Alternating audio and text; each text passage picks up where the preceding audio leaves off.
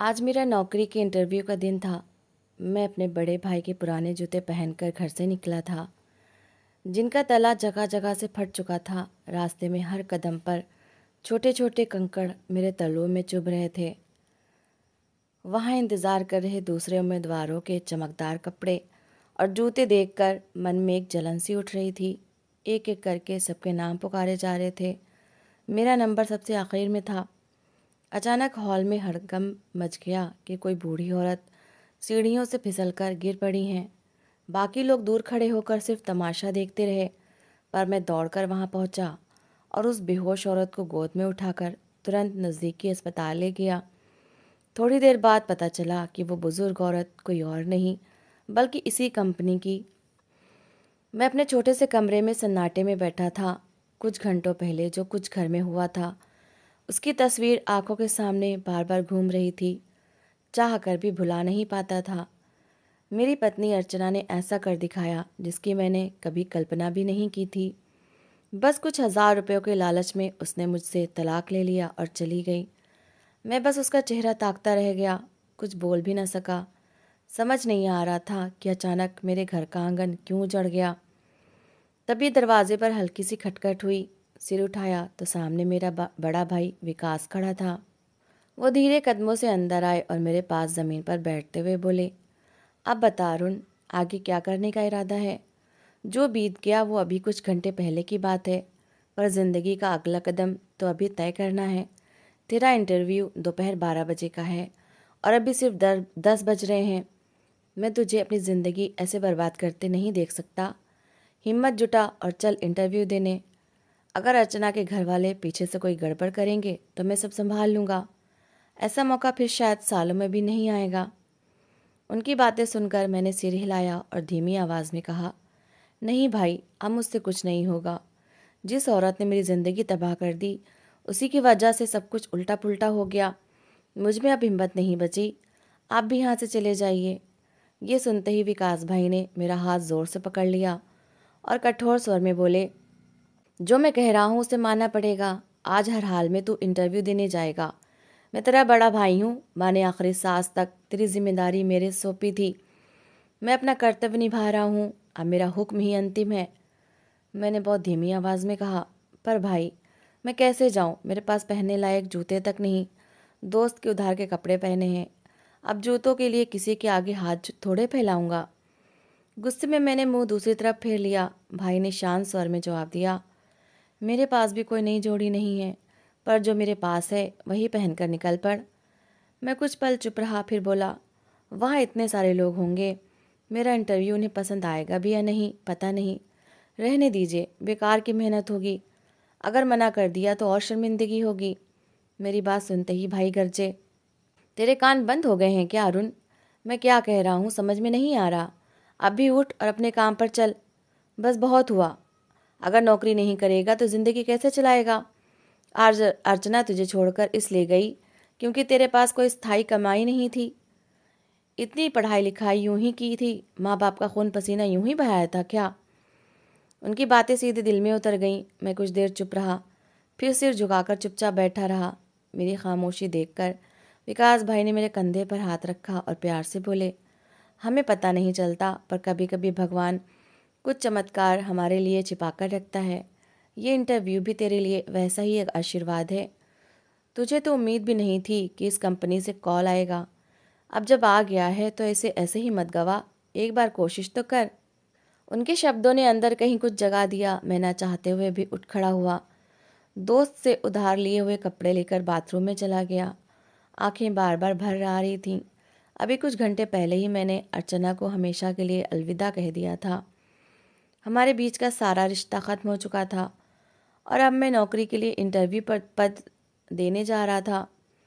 उस पल एक बात बिल्कुल साफ समझ में आ रही थी कि ज़िंदगी कितनी भी बेरहम क्यों ना हो जाए, कोई मर जाए या साथ छोड़ जाए, पर ज़िंदगी नहीं रुकती।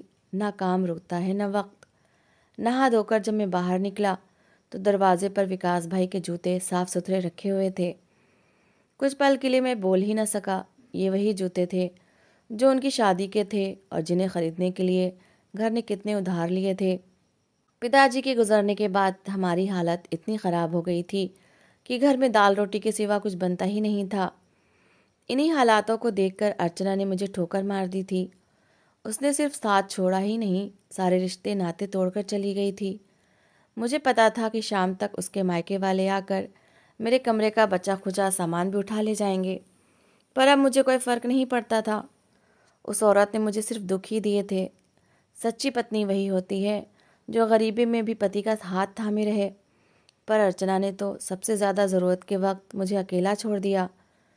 मैंने ड्रेसिंग टेबल के सामने खड़े होकर चेहरा साफ किया, बाल संवारे, टाई कसी और बाहर निकल आया। अंकिता भाभी रसोई में चुपचाप रोटियां सेक रही थीं। जैसे ही मैंने जूते में पैर डाला, तलवे में तेज चुभन हुई। जूते का तला पूरी तरह टूटा हुआ था। क्या मैं इन्हीं जूतों में इंटरव्यू देने जाऊंगा? आंखें भर आईं और अपने आप मुंह से निकल पड़ा, हे भगवान, पिताजी को माफ़ करना, पर जिस हाल में आप मुझे छोड़कर गए, कर्मों के हिसाब के दिन मैं आपसे ज़रूर पूछूंगा। इतनी जल्दी जाने की क्या मजबूरी थी? इंसान कितना भी बड़ा हो जाए, मुसीबत के समय बाप की कमी सबसे ज़्यादा खलती है। मैंने वो जूते पैरों में ठूस लिए, क्योंकि अब सचमुच मुझे इंटरव्यू में जाना ही था। अगर नौकरी ना मिली तो मजदूरी कर लूँगा, कोई भी काम कर लूँगा, लेकिन हार बिल्कुल नहीं मानूंगा। दरवाजे तक पहुँचा ही था कि पीछे से भाभी की पुकार आई, अरे अरुण, रुक जाओ। मैं पलटा तो देखा वो दौड़ती हुई आई। मैंने तुम्हारे लिए 2 रोटियां बना दी हैं और पड़ोस से थोड़ी सी सब्जी मंगवा ली है। कुछ खा पी कर ही निकलना, इतनी दूर का रास्ता है, खाली पेट नहीं जाना चाहिए।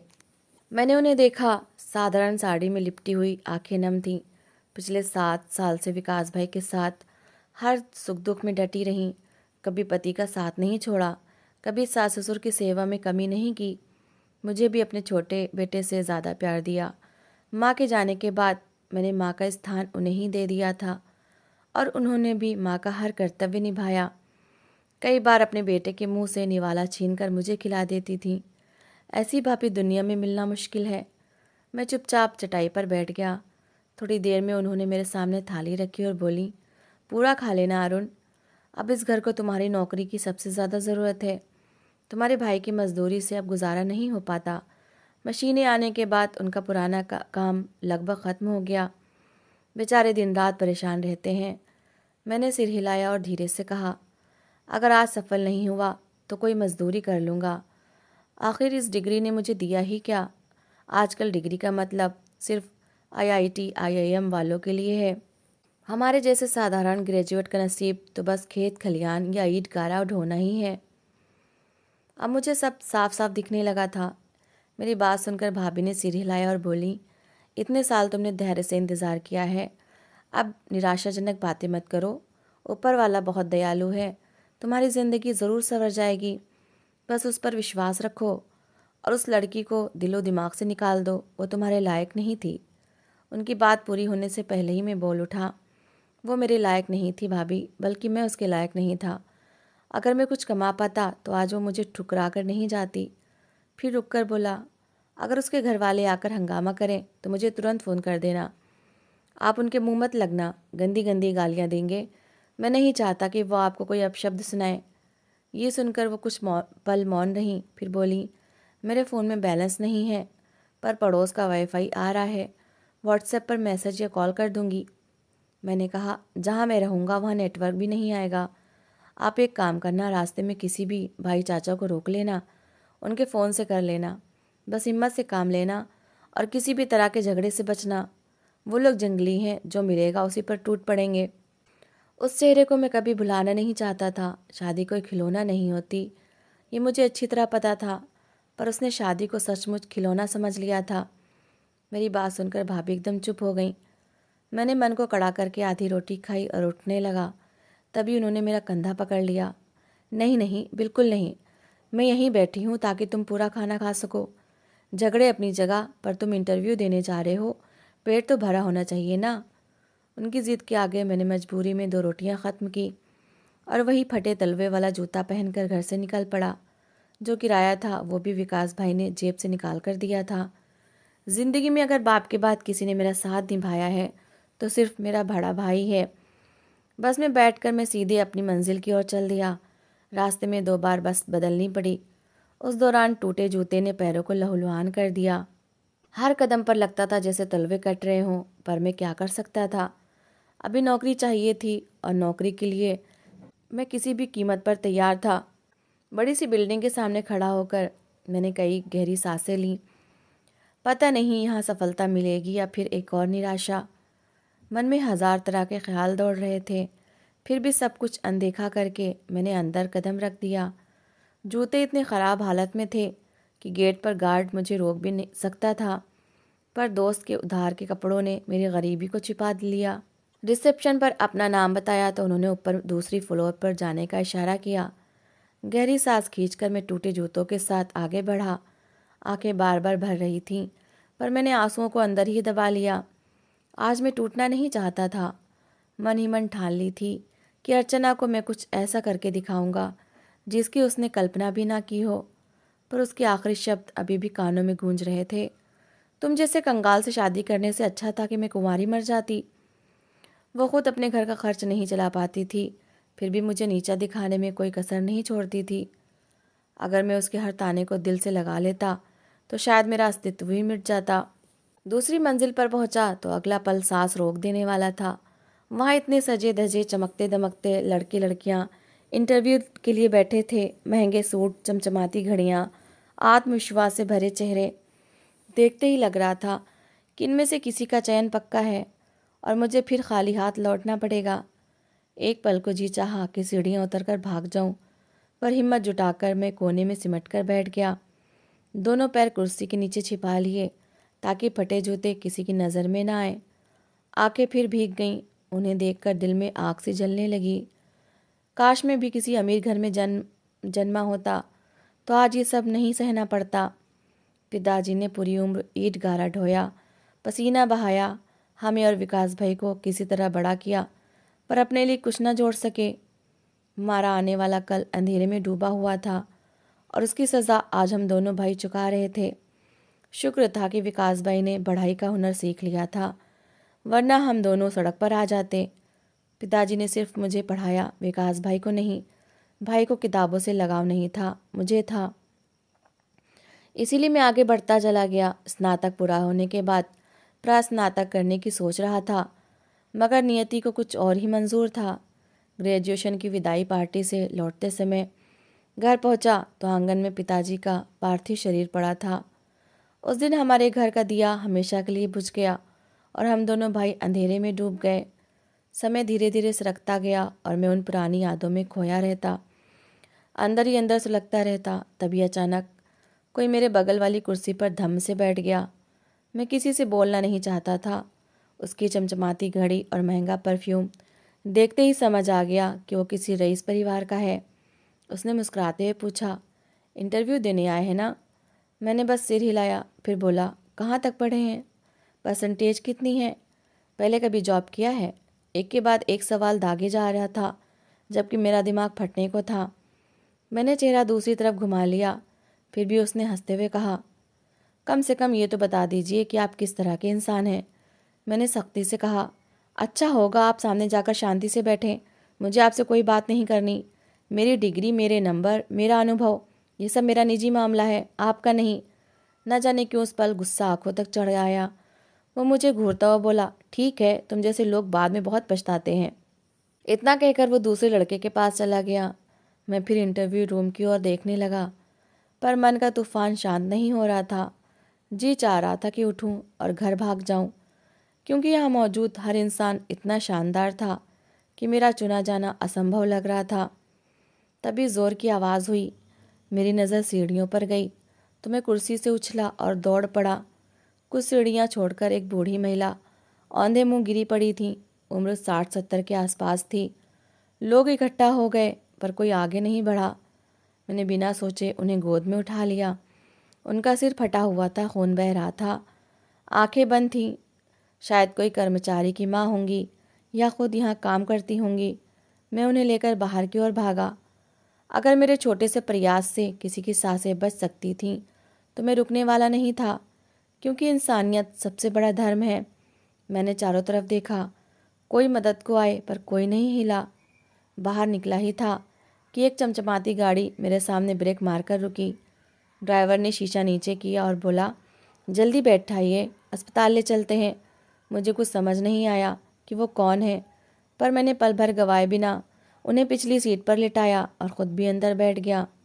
मैं अपना रुमाल निकालकर उनके सिर पर दबाए हुए था। गाड़ी हवा से बातें कर रही थी। ड्राइवर ने कहा, उनके हाथ सीधे कर दो, शायद टूट गए हैं। मैंने वैसा ही किया। लंबा रास्ता पार करके हम अस्पताल पहुँचे। मैंने उन्हें स्ट्रेचर पर लिटाया और इमरजेंसी की ओर दौड़े। ड्राइवर भी मेरे साथ था। उसने कहा, मैं उनके घर वालों को सूचना दे देता हूँ, और पलटने ही वाला था कि मैंने उसका कंधा पकड़कर पूछा, तुम कौन हो, उन्हें जानते हो? उसने सिर हिलाया और चुपचाप खड़ा हो गया। मैं बेचैनी से गलियारे में चक्कर काटने लगा। उस समय मेरे दिमाग से अर्चना, इंटरव्यू, भाई सब गायब हो चुके थे। बस एक बुजुर्ग महिला की ज़िंदगी की चिंता सता रही थी। मुझे हैरत थी कि अगर वो किसी कर्मचारी की माँ थीं तो लिफ्ट होने के बावजूद सीढ़ियों से क्यों उतर रही थीं। मगर आजकल बेटे बेटियों को माँ बाप बोझ ही लगते हैं। उनके लिए माता पिता बेकार सामान जैसे हो गए हैं। वक्त कभी किसी के लिए नहीं रुकता। लगभग आधे घंटे बाद डॉक्टर बाहर आए। मैं और ड्राइवर दोनों दौड़े। डॉक्टर ने मुझे देखकर कहा, आप खतरे से बाहर हैं, हाथ में फ्रैक्चर है, उम्र ज़्यादा है, इसलिए रिकवरी में समय लगेगा। आप उनके कौन हैं, बेटे? मैंने सिर झुकाकर कहा, नहीं, मैं अजनबी हूँ। ऑफिस की सीढ़ियों पर गिर गई थी, इसलिए जल्दबाजी में ले आया। शायद ये साहब इन्हें जानते हैं। डॉक्टर ने ड्राइवर की ओर देखा। वो कुछ बोल पाता इससे पहले ड्राइवर बोला, मैंने घर पर खबर कर दी है, बच्चे आ रहे हैं। मैं इनका ड्राइवर हूँ, इन्हें ऑफिस लाया था, मगर शायद किस्मत में कुछ और लिखा था। ये सुनते ही मेरे दिमाग में बिजली कौंधी। अब समझ आया कि इस आदमी को इतनी फिक्र क्यों थी। मैं सिर झटक कर एक बेंच पर धम से बैठ गया। डॉक्टर चले गए थे। मेरा इरादा अब घर लौटने का था, क्योंकि इंटरव्यू का समय बहुत पहले निकल चुका था। ड्राइवर मेरी ओर देखकर बोला, तुम्हारा बहुत बहुत धन्यवाद। तुम्हारे सिवा वहाँ कोई आगे नहीं आया, वरना ये तड़प तड़प कर चली जाती। मैंने उसकी ओर देखा और धीरे से कहा, ये महिला यहाँ कंपनी में क्या करने आई थी, तुम्हें पता है? आज मेरा इंटरव्यू था, वो भी हक गया हाथ से। अभी सुबह ही मेरी पत्नी मुझे छोड़कर चली गई। भाई का फटा जूता पहना है, दोस्त के उधार कपड़े पहने थे कि शायद कोई अच्छी नौकरी लग जाए। मगर अब मेरे पास कुछ नहीं बचा सिवाय अपमान और खाली हाथों के। ये कहते ही मैं निराशा से भरकर सिर नीचा नीचा कर चुका था। ड्राइवर ने मुझे देखकर कहा, ऐसे निराश मत हो बेटा, ऊपर वाला बड़ा दयालु है, उसने तेरे लिए ज़रूर कुछ अच्छा सोचा होगा। मैं अपनी जगह से उठते हुए बोला, चलो अब मैं चलता हूँ, यहाँ और रुकने से सिर्फ मानसिक तनाव बढ़ेगा। घर जाकर किसी दूसरी जगह नौकरी तलाश कर लूँगा। इतना कहकर मैं बाहर की ओर बढ़ा ही था कि उसने मेरी कलाई थाम ली और बोला, रुक जाओ, इनके बच्चों ने फ़ोन पर कहा है कि तुम्हें किसी भी हाल में रोक कर रखूं। वो लोग तुमसे मिलना चाहते हैं।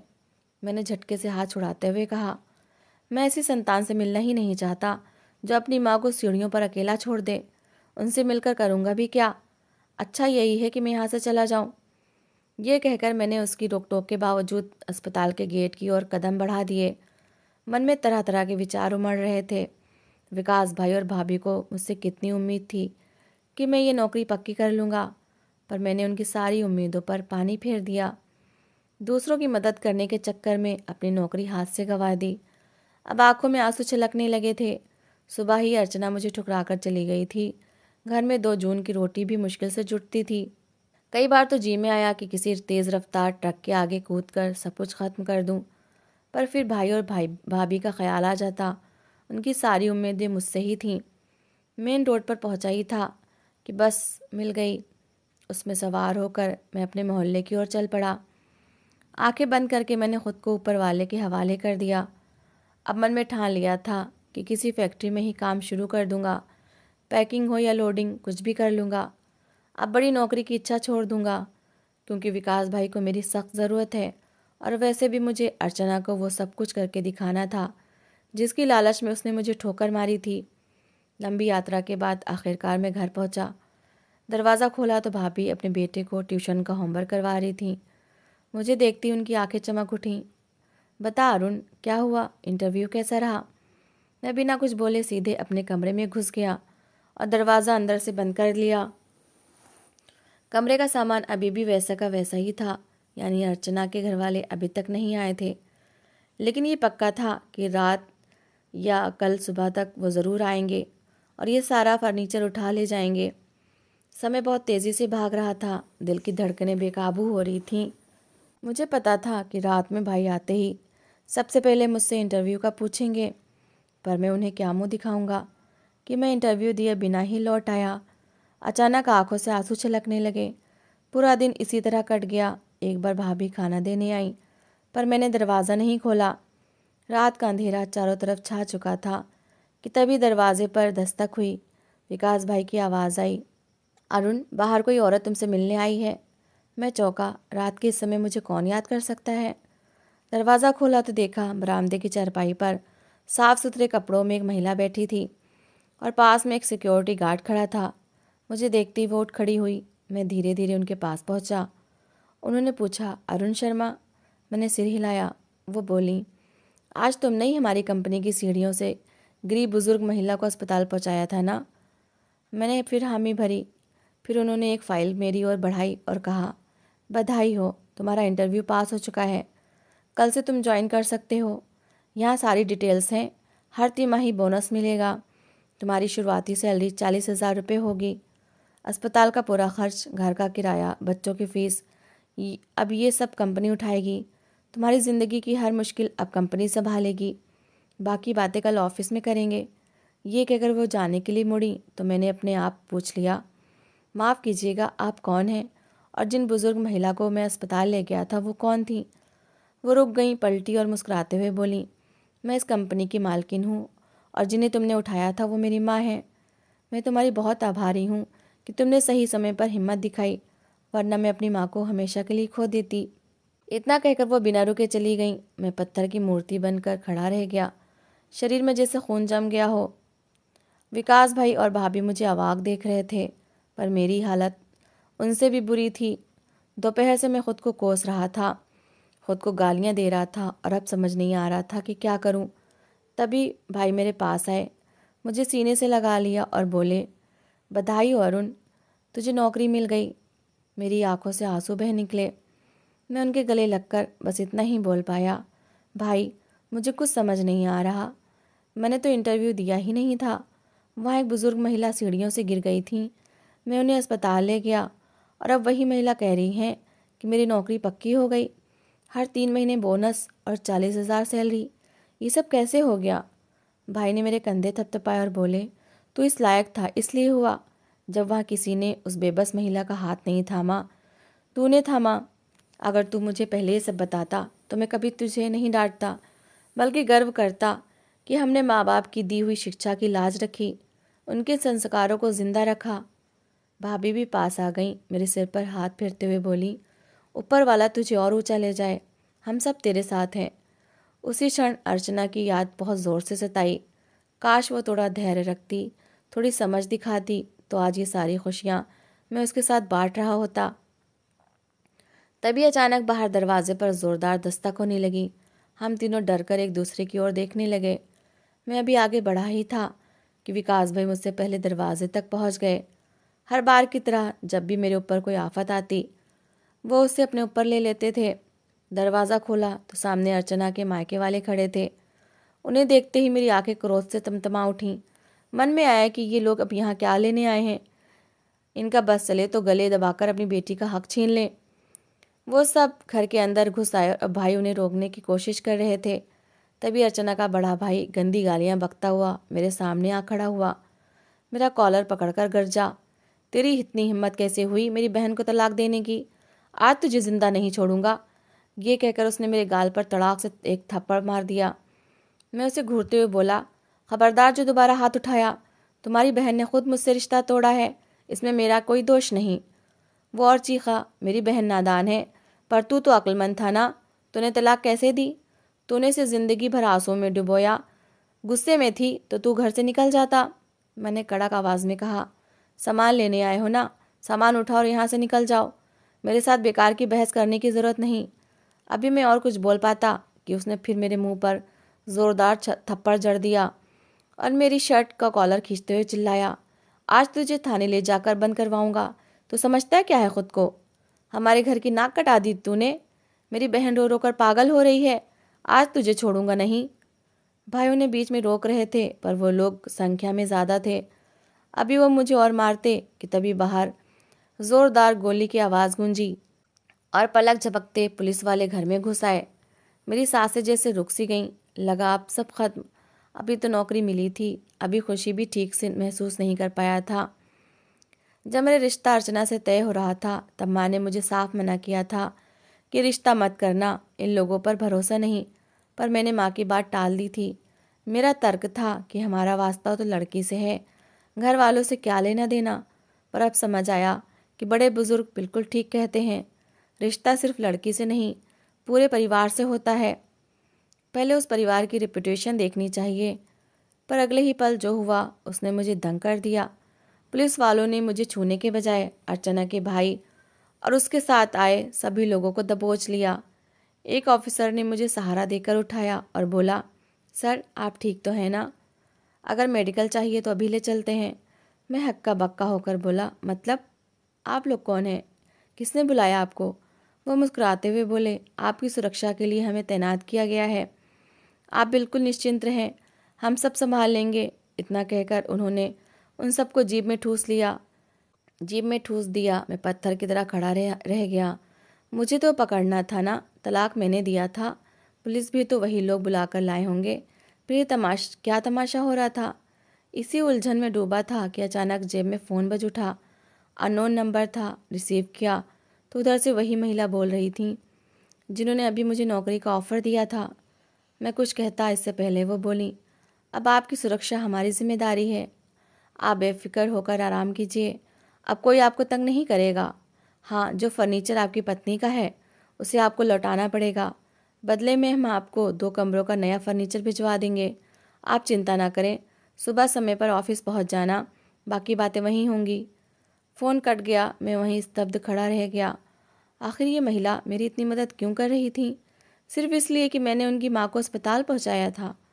आंखें नम थीं। मैंने विकास भाई की ओर देखा और सारी बात बताई। उन्होंने मेरे कंधे पर हाथ रखा और बोले, हर इंसान का बुरा दौर एक दिन ख़त्म होता है, तेरा भी ख़त्म हो गया। अब अच्छे दिनों की तैयारी कर। रात रात भर जो मेहनत तूने किताबों में की है वो व्यर्थ नहीं जाएगी। वक्त कभी किसी के लिए नहीं रुकता और अब तेरे लिए सूरज नई रोशनी लेकर आएगा। अगली सुबह हमने साथ बैठकर नाश्ता किया। मैं समय पर ऑफिस के लिए निकल पड़ा। चेहरे पर बड़ी मुस्कान थी। आज मैंने घर की चप्पलें ही पहन ली। वो फटा जूता अब मुझे बोझ लगता था। जब सैलरी इतनी अच्छी मिल चुकी थी तो मैं अब आराम से नए कपड़े जूते ले सकता था। कंपनी पहुंचा तो गेट पर ही एक साहब मेरे पास आए और बोले, हम आपके बहुत आभारी हैं। अगर कल आप माँ को अस्पताल ना पहुंचाते तो आज हम उन्हें खो चुके होते। आप दूसरी मंजिल पर चलिए, आपको आपका केबिन दिखाया जाएगा। ज़रूर वो मालकिन के बेटे थे। मैंने सिर हिलाया और चुपचाप सीढ़ियाँ चढ़ गया। ऊपर एक और कर्मचारी मुझे सीधे मैडम के कमरे तक ले गए। दिल ज़ोर ज़ोर से धड़क रहा था। पहली नौकरी थी, समझ नहीं आ रहा था कि व्यवहार कैसे करूं, पर मैंने खुद को संभाल लिया। दरवाजे पर हल्के से दस्तक दी और अंदर चला गया। वो कुर्सी से उठकर खड़ी हो गई, मुझे देखकर मुस्कुराई और बोली, आइए बैठिए ना, खड़े क्यों हैं? और बताइए, आने में कोई तकलीफ़ तो नहीं हुई? मैंने आपके लिए गाड़ी का इंतज़ाम कर दिया है, अब रोज़ उसी से आया जाया कीजिए। मैंने सिर झुकाकर अभिवादन किया। वो आगे बोली, जानते हो, माँ को वहाँ कोई हाथ लगाने को तैयार नहीं था, क्योंकि उनकी यहाँ कोई हैसियत नहीं समझी जाती। आज वो अस्पताल में है तो सबसे ज़्यादा दर्द हमें हो रहा है। अगर उन्हें कुछ हो जाता। उनकी आंखें भर आईं, फिर संभल कर बोली, मैंने तुम्हारे बारे में सारी जानकारी जुटा ली है। तुम्हारे भाई की नौकरी भी मैंने एक अच्छी जगह पक्की करवा दी है। अब तुम्हें किसी तरह की कोई तकलीफ़ नहीं होगी। मुझे अपनी कंपनी में ठीक वैसे ही लोग चाहिए जो दूसरों का दर्द समझते हों। तुम्हारी पत्नी चली गई, पर अब तुम्हें अपने लिए एक अच्छी जीवन संगनी ढूंढनी चाहिए। अकेले जीवन बिताना मूर्खता है। मैं समझ नहीं पा रहा था कि इस महिला का धन्यवाद कैसे करूं, जिसने एक पल में मेरी सारी ज़िंदगी बदल दी। वो घंटों मुझसे बातें करती रहीं, हर काम समझाती रहीं और मैं भी धीरे धीरे सब सीखने लगा। आज उस कंपनी में मुझे काम करते हुए पूरे 3 साल हो चुके हैं। उनके परिवार से हमारा रिश्ता बहुत गहरा हो गया है। मेरी एक छोटी सी नेकी मेरे इतने काम आएगी, ये मैंने कभी सपने में भी नहीं सोचा था। भाभी ने मेरी दूसरी शादी करवा दी। हम सब उस पुराने मकान को छोड़कर एक नए सुंदर घर में रहने लगे। भाई की नौकरी भी बहुत अच्छी जगह लग गई। मेरी तनख्वाह भी कई गुना बढ़ चुकी है। मैं अपने भगवान का जितना धन्यवाद करूं कम है। ज़िंदगी ने मुझे एक सबक दिया, अगर तुम सच्चे दिल से किसी का भला करोगे तो ऊपर वाला तुम्हारा भला ज़रूर करेगा। जो बिना स्वार्थ के नेकी करता है उसे मालिक कभी अकेला नहीं छोड़ता। तो दोस्तों, इस कहानी को लेकर आपकी क्या राय है कमेंट बॉक्स में ज़रूर बताएं। और अगर आपको हमारी आज की कहानी अच्छी लगी हो तो प्लीज़ इसे लाइक ज़रूर करें। अगर आपने अभी तक हमारे चैनल को सब्सक्राइब नहीं किया तो ज़रूर कर लीजिए। तो मिलते हैं ऐसी ही एक और मोटिवेशनल कहानी के साथ। Thanks for watching.